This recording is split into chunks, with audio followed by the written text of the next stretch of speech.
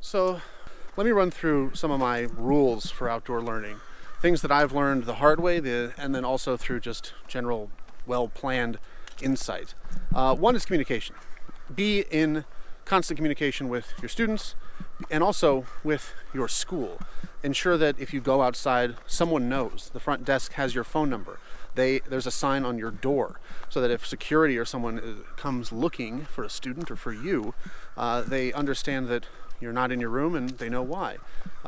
Build that relationship first.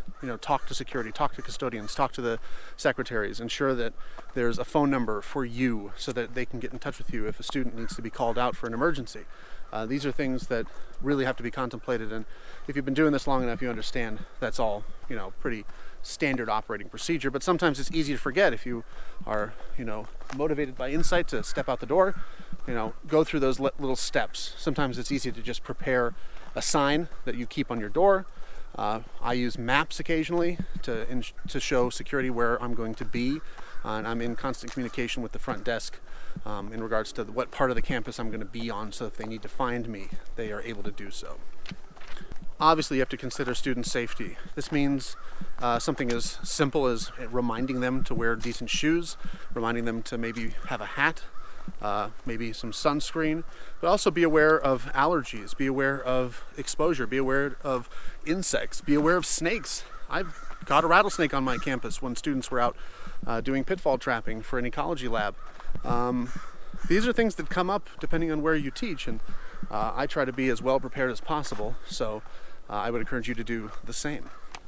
Safety and comfort sort of go hand in hand. I would say you want your students to be as comfortable as possible. Some will complain about the heat, so make sure you have some shade available if possible. Some will complain about the cold, so make sure you have some sun available if possible. Very often those two things happen on the same day, so I would highly recommend that you take stock of your campus resources and find locations that provide, maybe adequate seating, that provide good shade or good sun, potentially simultaneously, and, get your students used to this idea.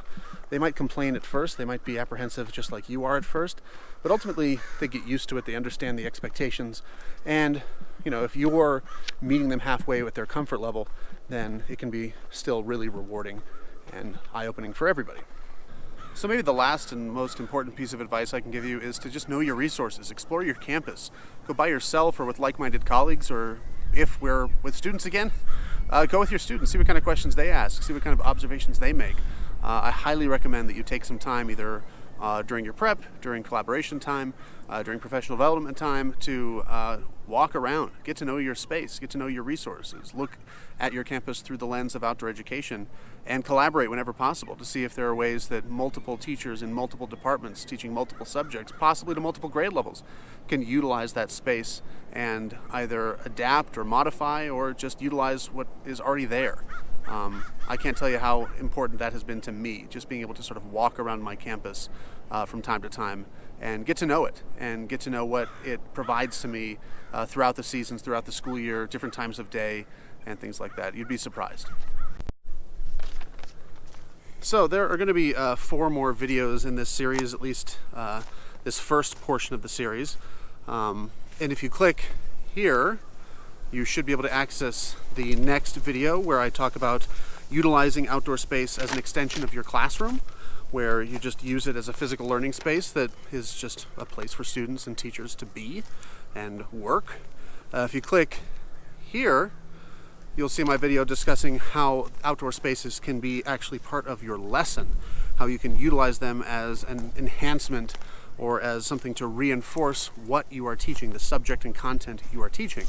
And then if you click here, you should be able to watch the video where I discuss how to utilize the spaces beyond your classroom, the outdoor spaces beyond your classroom, to enhance your curriculum and your teaching.